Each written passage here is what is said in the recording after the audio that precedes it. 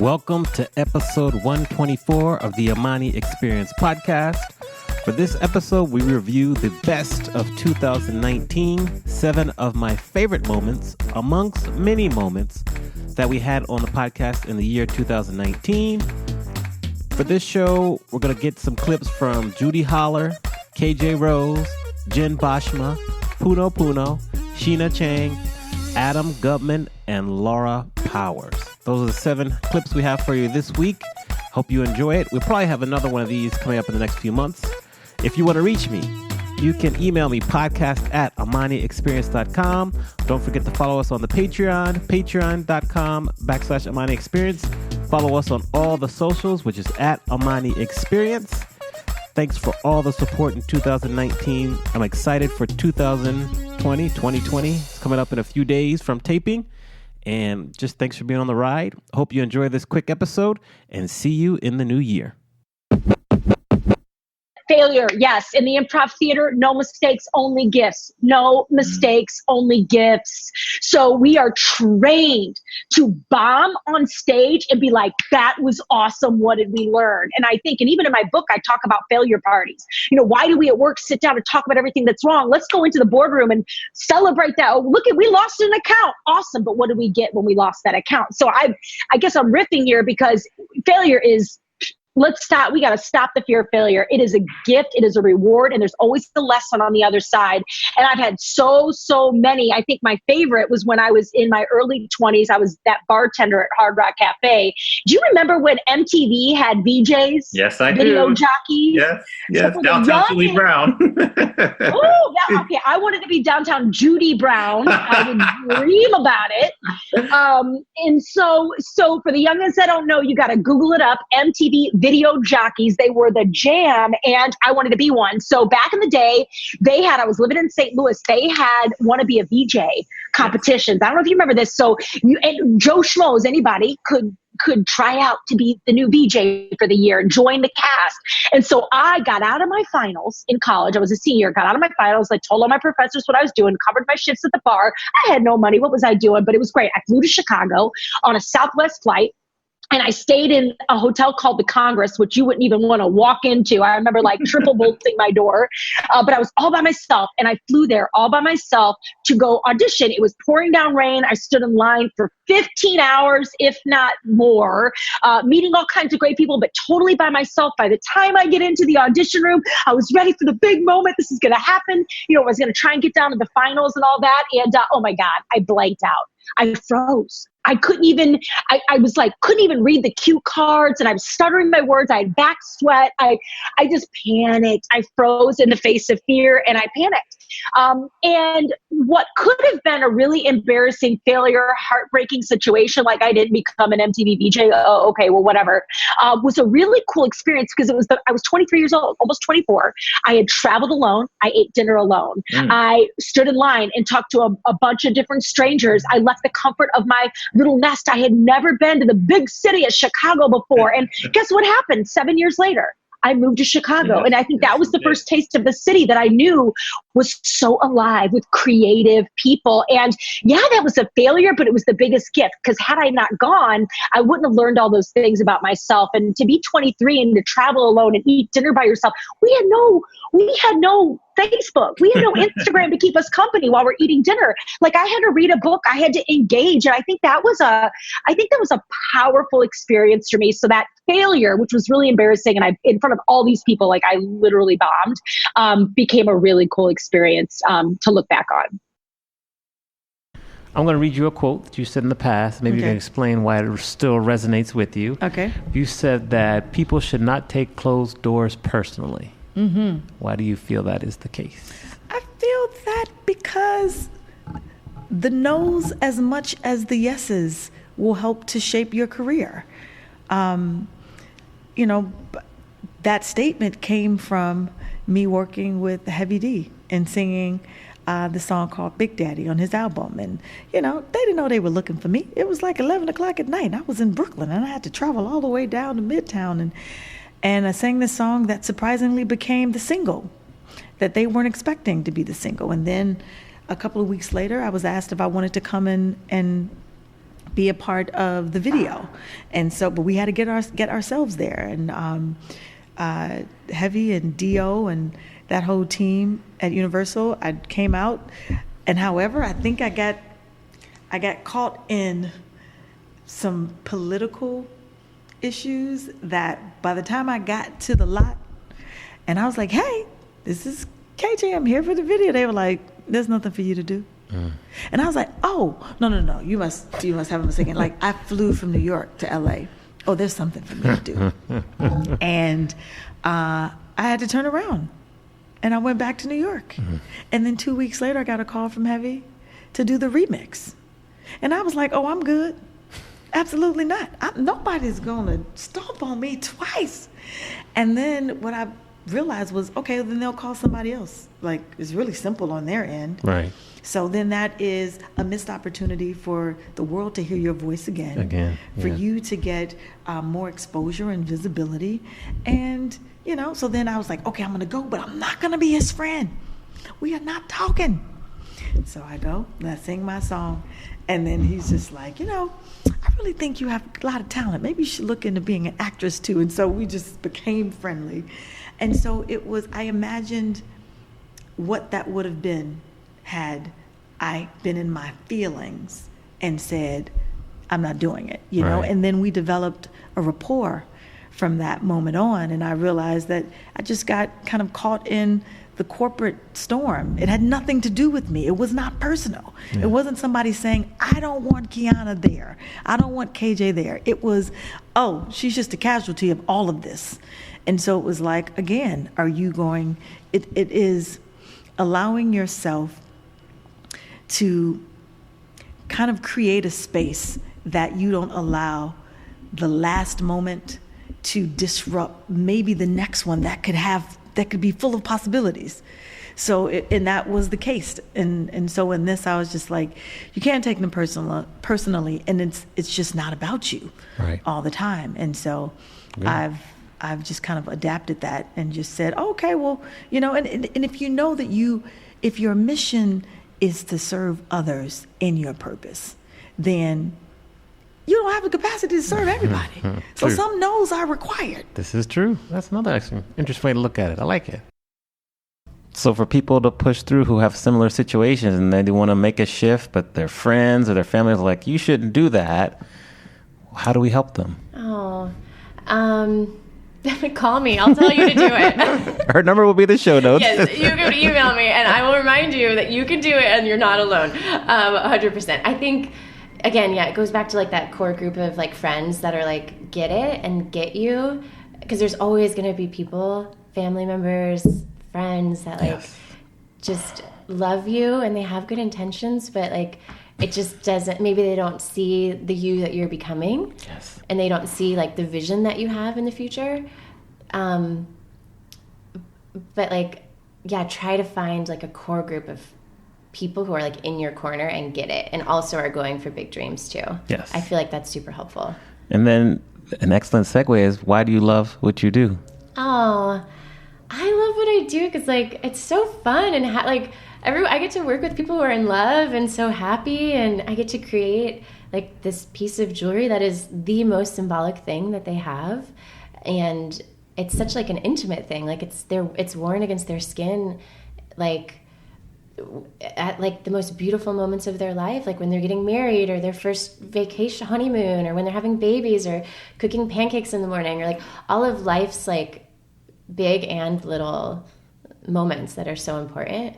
I love that like the piece of jewelry that I make is like in that with these people. So like I hope that my clients feel that love and like just like encouragement that like I pour into every piece. So that's why I love it. Like I love it because of the people that I get to work with. Cool. And that I love that it has like a bigger purpose too. And right now I'm sponsoring 10 girls for the next 4 years to stay in school and like changing their lives forever. And who knows like the ripple effect of like how that will impact their families and their country and like who they'll go on to be. And I definitely have really big dreams to like expand that. Yeah. So for me, it just like fills my soul. Love it. I'm glad you mentioned pancakes too. I love pancakes. I know. So, it's random. I had some yesterday. Hey, That's why fun I'm thinking fact about again. it. Yeah. Yes. You mentioned you're 36, you're still single. Yes. So for someone who's 36, still single, maybe has been through their fair share of heartbreak, how are you able to be so loving when you create the jewelry and give so much of yourself to your individual projects? Oh, that's so good. There's moments where it's been hard, for sure.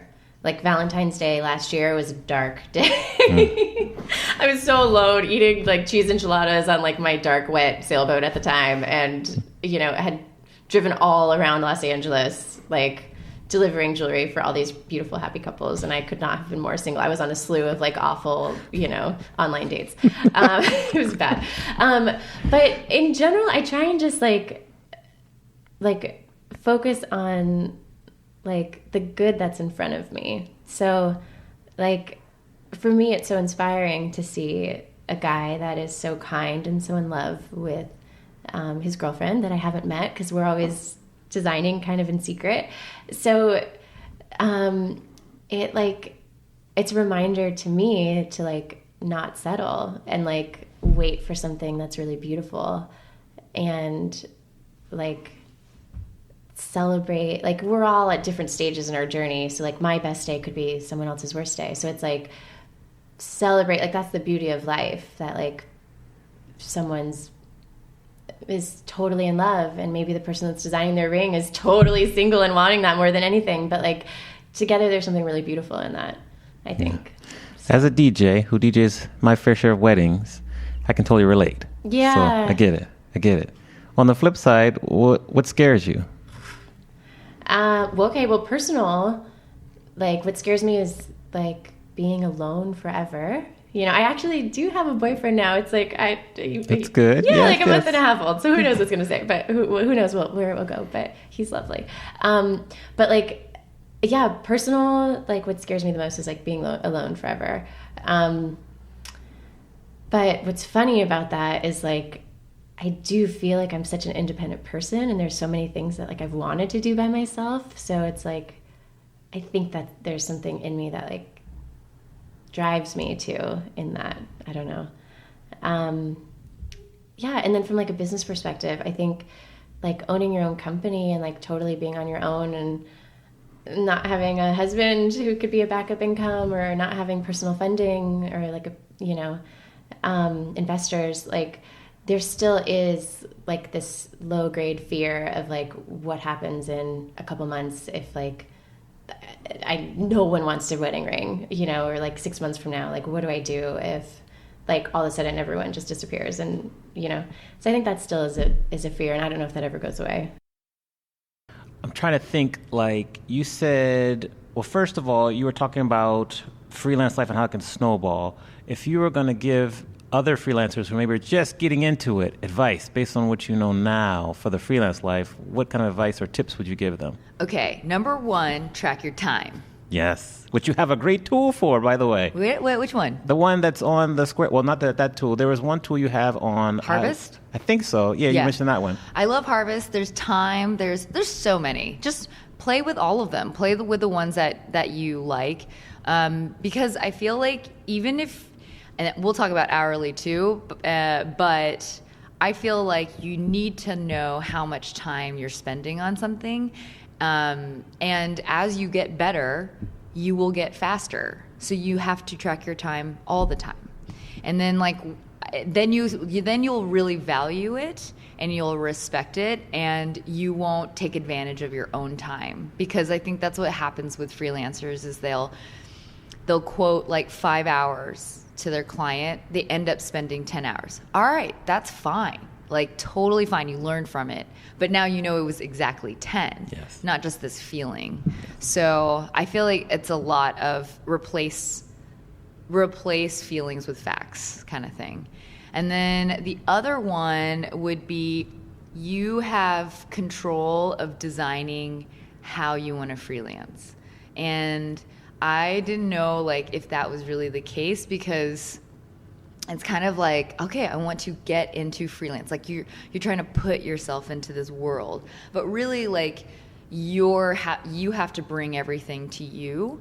But that also means if you don't, like, for example, I didn't like advertising freelance because I had to drive to the agency and I had to like stay there even though they weren't ready for me because the creative director was waiting for something. So you just literally have to stay there. So I was like, little things like that, you start recognizing, oh, I don't like that. And you're allowed to not like that as long as you think of a next solution.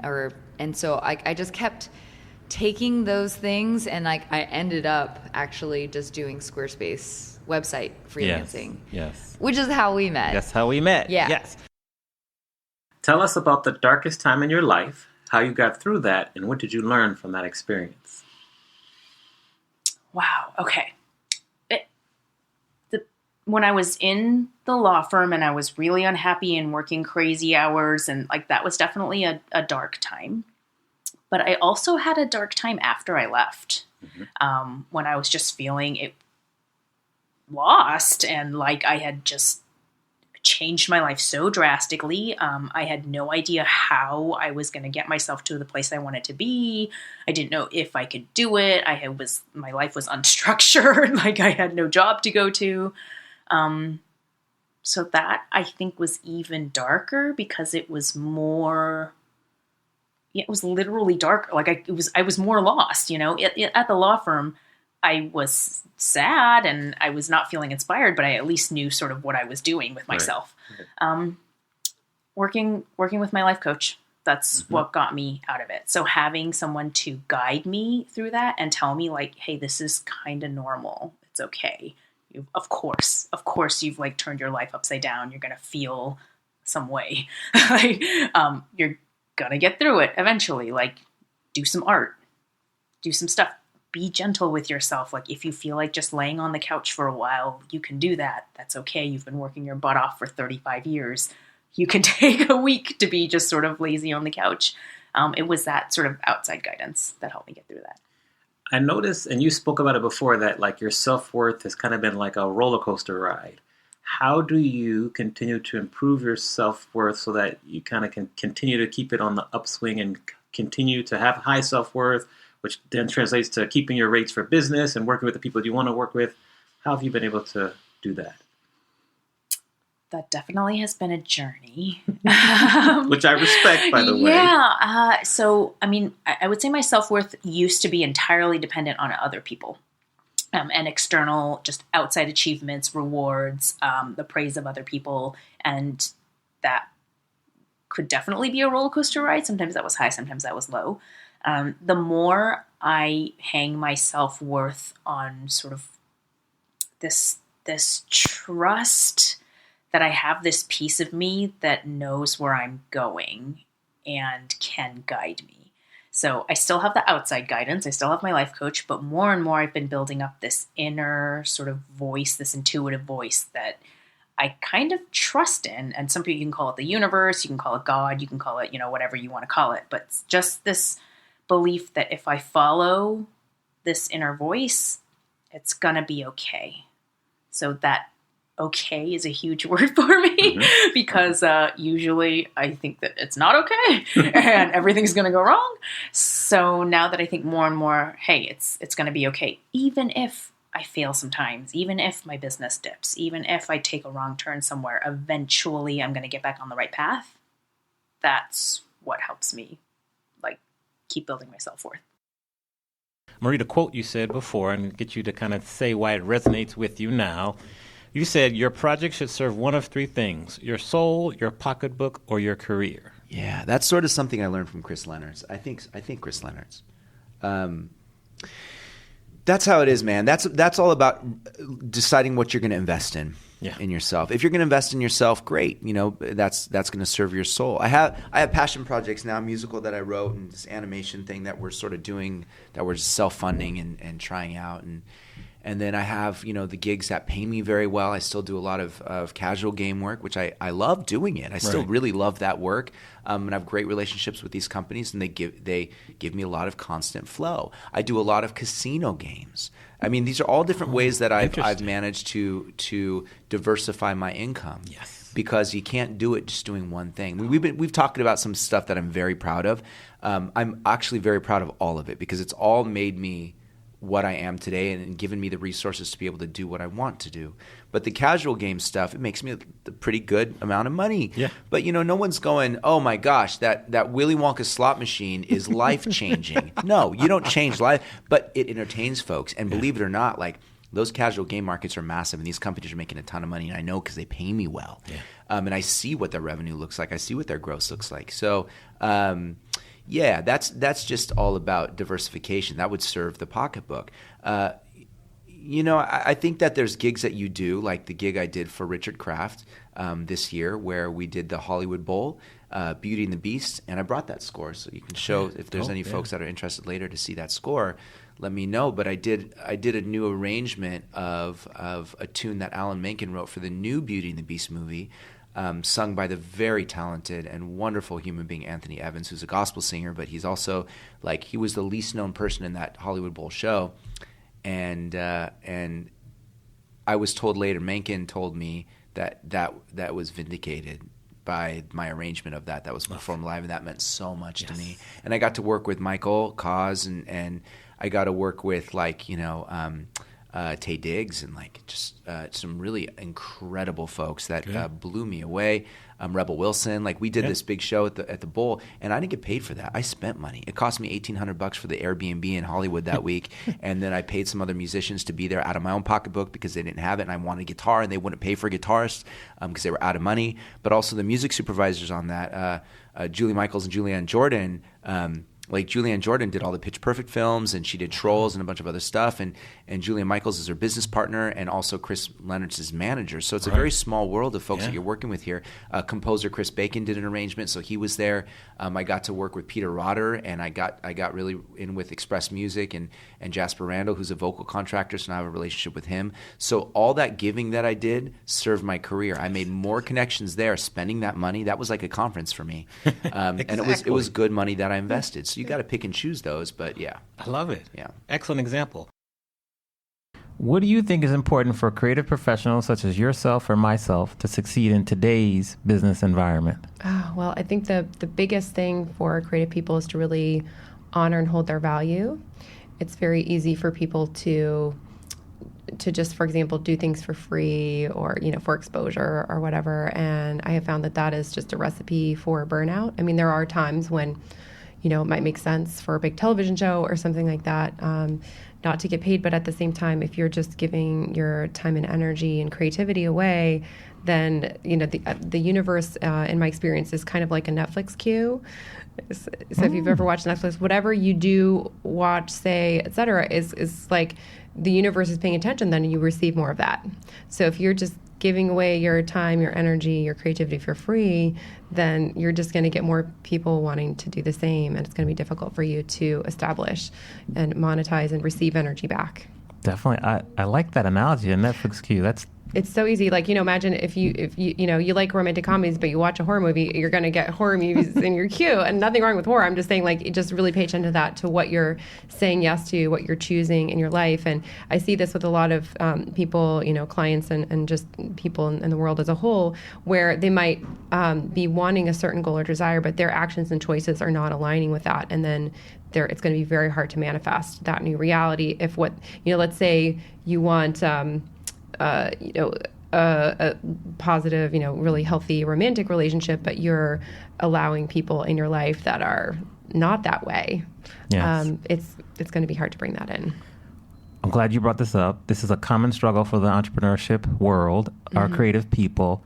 If you could give someone advice based on what you know now in terms of sticking to your value, knowing your self-worth, what advice would you give someone?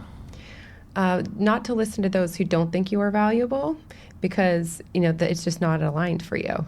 So that maybe you're not the right fit for them and they're not the right fit for you, but that doesn't mean that there aren't those out there who are. So not to accept people in your life and just kind of say thank you but no thank you.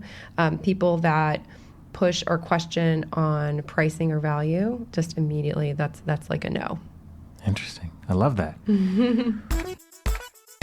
Thank you for listening to the Amani Experience podcast. You can check out the show notes on amaniexperience.com/podcast. Please remember to leave us a review on the platform you are listening on and share this podcast with anyone who you feel would benefit from listening. See you soon for our next episode.